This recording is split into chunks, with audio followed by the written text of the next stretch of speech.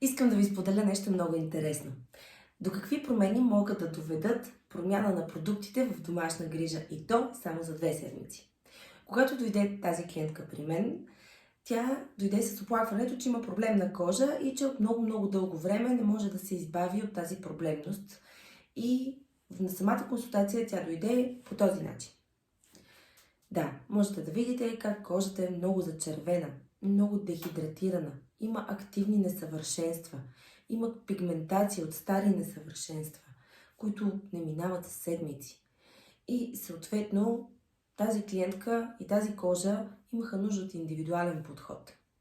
Благодарение на методиката Легенда и продуктите Легенда, на консултацията аз изготвих програма за домашна грижа, както и програма за посещения в козметичния салон, които да бъдат с индивидуална ритмика. Само за 2 седмици с домашната грижа, без да са правени никакви процедури, тя дойде по този начин. Точно така.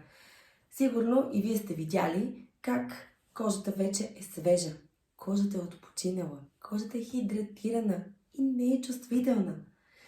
Несъвършенствата, които бяха на снимката от преди малко, всъщност вече започват да залязват и съответно кожата вече върви към здраве.